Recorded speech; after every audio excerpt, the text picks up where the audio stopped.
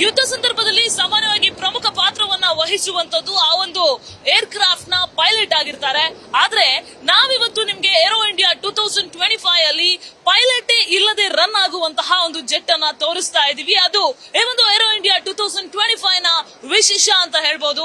ನನ್ನ ಎದುರುಗಡೆ ಕಾಣಿಸ್ತಾ ಇದೆಯಲ್ಲ, ಇದೇ ಆ ಒಂದು ಪೈಲಟ್ ಇಲ್ಲದೆ ರನ್ ಆಗುವಂತಹ ಒಂದು ಏರ್ ಕ್ರಾಫ್ಟ್. ಅಂದ್ರೆ ಕ್ಯಾಚ್ ವಾರಿಯರ್ ಅನ್ನ ನೀವು ನೋಡ್ತಾ ಇದ್ದೀರಾ. ಹೆಸರೇ ಹೇಳ್ತಾ ಇದೆ, ಶತ್ರುವನ್ನ ನುಗ್ಗಿ ಹೊಡೆದು ಹಾಕಬಲ್ಲಂತಹ ಒಂದು ಸಾಮರ್ಥ್ಯವನ್ನ ಇರುವಂತಹ ಕ್ಯಾಚ್ ವಾರಿಯರ್ ಇದು.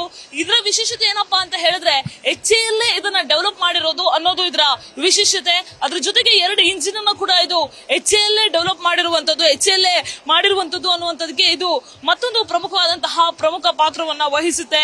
ಇದರ ಕೆಲಸ ಏನಪ್ಪಾ ಅಂತ ಹೇಳಿದ್ರೆ ಎಮರ್ಜೆನ್ಸಿ ಟೈಮ್ ನಲ್ಲಿ ಅಟ್ಯಾಕ್ ಮಾಡುವಂತಹಕ್ಕೆ ಯೂಸ್ ಆಗುತ್ತೆ. ಅದ್ರ ಜೊತೆಗೆ ಸರ್ವೆಲೆನ್ಸ್ ಮಾಡೋದಕ್ಕೆ, ಹಾಗೆ ಇನ್ಫಾರ್ಮೇಶನ್ ಅನ್ನ ಗ್ಯಾದರ್ ಮಾಡೋದಕ್ಕೆ, ಇನ್ಫಾರ್ಮೇಶನ್ ಅನ್ನ ಕಲೆಕ್ಟ್ ಮಾಡಿ ಕೊಡೋದಕ್ಕೆ ಇದು ಪ್ರಮುಖ ಪಾತ್ರವನ್ನ ವಹಿಸುತ್ತೆ. ಇದರಲ್ಲಿ ಯಾವುದೇ ರೀತಿಯಾಗಿ ಪೈಲಟ್ ಇರೋದಿಲ್ಲ, ಪೈಲಟ್ ಇಲ್ಲದೆ ರನ್ ಆಗುತ್ತೆ.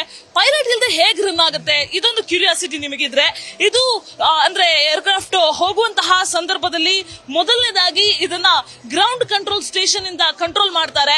ಗ್ರೌಂಡ್ ಕಂಟ್ರೋಲ್ ಸ್ಟೇಷನ್ ಲಿಮಿಟ್ ಅನ್ನ ದಾಟಿ ಹೋದ್ಮೇಲೆ ಈ ಒಂದು ಫೈಟರ್ ಏರ್ಕ್ರಾಫ್ಟ್ ಗಳಿರ್ತಾವಲ್ಲ, ಅಂತಹ ಏರ್ಕ್ರಾಫ್ಟ್ ನಲ್ಲಿ ಇರುವಂತಹ ಪೈಲಟ್ ಹ್ಯಾಂಡಲ್ ಮಾಡ್ತಾರೆ. ಅಂದ್ರೆ ಜಾಗ್ವಾಯ್ ಆಗಿರ್ಬೋದು, ಸುಖೋಯ್ ಆಗಿರ್ಬೋದು, ಇಲ್ಲಿರುವಂತಹ ಒಂದಷ್ಟು ಪೈಲಟ್ಸ್ ನ ಹ್ಯಾಂಡಲ್ ಮಾಡೋದಕ್ಕೆ ಇದು ಕೂಡ ಅವಕಾಶ ಇದೆ.